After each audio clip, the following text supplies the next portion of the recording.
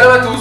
Nous allons lire dans la Haggadah un passage qui rappelle la mitzvah de réciter la sortie d'Égypte. Et on dira dans la Haggadah, Vafilou kulanu chachamim, même si nous sommes tous sages, même si nous sommes des personnes intelligentes, kulanu zkim, même des personnes anciennes, alors, kulanu yodim et Torah, même si nous savons tous la Torah, mitzvah l'ennemi s'appelle B'yestam Israël, nous avons la mitzvah de raconter l'histoire de la sortie d'Égypte. Vechol amar ben, et s'appelle Israël, toute personne qui augmente, qui rajoute l'explication, l'histoire de la sortie d'Égypte, alors il est Meshuba, il est digne de louange.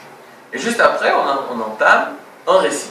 C'est de Rabbi Eliezer, de Rabbi Yeshua, de Rabbi Elazar, ben Azariah, de Rabbi Akiva, de Rabbi Tafar. Tous ces grands rabbinim se sont réunis, Ayum Esoumi Bnebrak, Ayum Sabrim Israël, toute la nuit. Toute la nuit, ils étaient à Bnebrak, qui racontaient la sortie d'Égypte, jusqu'à ce que sont venus leurs élèves et leur ont dit, mais nos maîtres, Rabotenu, Yasman, Kireshema, Shel Shacharit, est venu le moment de la lecture du schéma de Shacharit.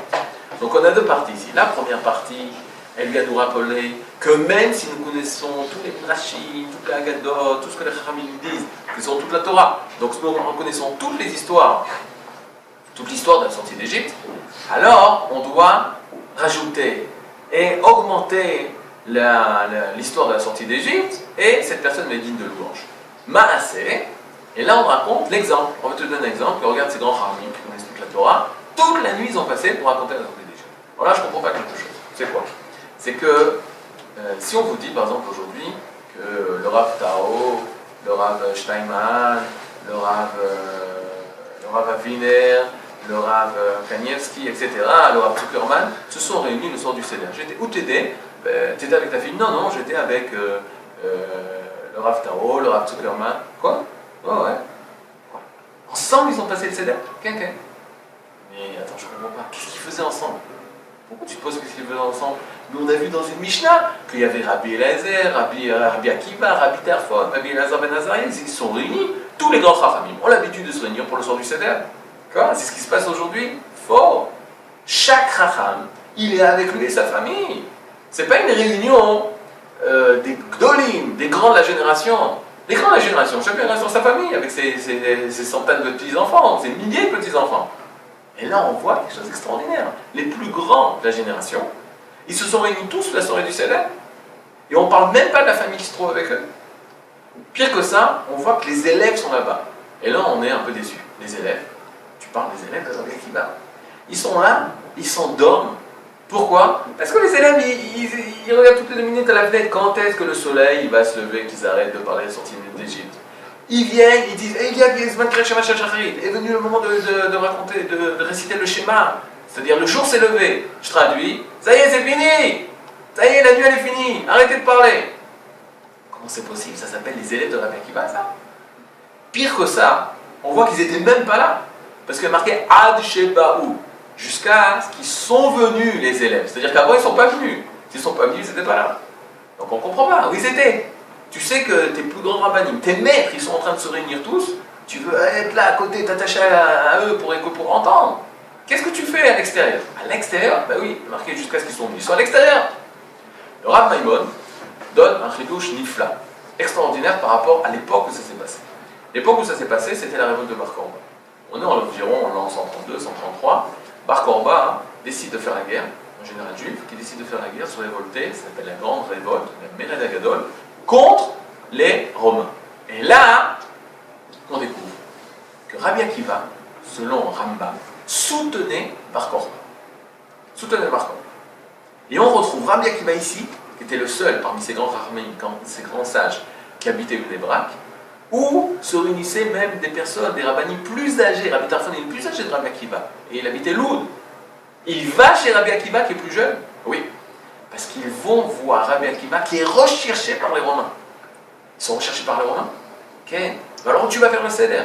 Tu vas faire le Seder dans une grotte, cachée, que personne ne te voit. Et donc c'est la réunion des grands sages, le soir de Pessah, pour parler de la révolte de Bar Korba. Sans la famille, sans les enfants, personne ne savait ce Seder, sauf les élèves. Et les élèves où ils sont à l'extérieur. Autour de la grotte, ils font le guet, pour voir si des Romains s'approchent. Et là, de prévenir les rabbinim qu'il faut partir. Et aussi, ils avaient la mission de les prévenir que quand le soleil allait se lever, le jour allait se lever, ils allaient pouvoir faire shacharit, parce qu'ils ne pouvaient pas voir les chachamim. Ils étaient dans leur grotte, sans fenêtre. Alors là, on comprend qu'on parle de grands élèves. Mais moi, je pose la question à Rabbi Akiva et Rabbi Tarfon. Vous avez trouvé que ce soir-là, pour pouvoir parler de la révolte de Bar Korba, est-ce qu'il faut soutenir Bar Korba, est-ce qu'il ne faut pas soutenir Bar Korba? Tu peux attendre la moyenne. Tu ne peux pas attendre Bichlal après Pessah. Tu ne peux pas faire du jour avant Pessah. Le soir de Pessah, tu vas parler de la Géoula, de la libération de Bar Korba et de la révolte de Bar Korba. Réponse de Chachamim, oui. Parce que ce soir-là, il est propice à la Géoula. Il est propice à sortir d'Égypte, de toutes les Égyptes. Que ce soit l'Égypte, que ce soit Rome, que ce soit Babel, que ce soit l'Amérique, que ce soit l'URSS, que ce soit l'Europe. De toutes les Égyptes, on doit sortir. Et comment savoir comment Akadosh Borou se dévoile dans cette libération, qui est notre libération, qui est notre liberté, alors là, c'est le soir de Pessah qui est le plus propice. Et donc les génies de la nation, les grands de la nation de Torah, qui veulent comprendre, de savoir quelle est la conduite d'Akadosh Borou et quelle est la volonté d'Hachem dans cette libération précise de notre génération, ils se réunissent le soir de Pessah pour pouvoir comprendre. Ça, c'est les Saper B'Israël Israël. Et ça, c'est les Harbot de les Saper B'Israël Israël. On a expliqué depuis le départ que la mitzvah, elle était de rajouter des ajouts. Mais s'ils connaissent toute la Torah, ils doivent ramener la Torah à l'époque dans laquelle ils vivent. Et c'est ce qu'ils ont fait. C'est ça les Harbot. Les Harbot, c'est pas rajouter un commentaire, 2 commentaires, 3 commentaires. C'est pas en quantité, c'est en qualité. De quelle façon en qualité? De ramener la sortie d'Égypte au jour de ta vie, à la génération où tu vis. De quelle façon je dois sortir d'Égypte dans la génération au niveau du klal, au niveau de la nation? Et ça, Rabbi Akiva, Rabbi Tarfon, c'est ce qu'ils font ce soir-là. Parce qu'il y a une éhara, une lumière divine très particulière qui peuvent permettre à ces grands sages de comprendre comment réaliser la Géoula du Israël. Les Hachem, que toutes nos familles, le soir d'Égypte, on se tourne à la Géoula d'aujourd'hui. Comment Hachem il emmène la Géoula? Comment Hachem il libère sa nation? Comment Hachem il renforce l'État d'Israël? Comment Hachem attend de nous? Qu'est-ce que Hachem attend de nous pour renforcer l'État d'Israël dans sa Torah, dans les mitzvot et dans la lueur du Mashiach qui ne fait que grandir de jour en jour.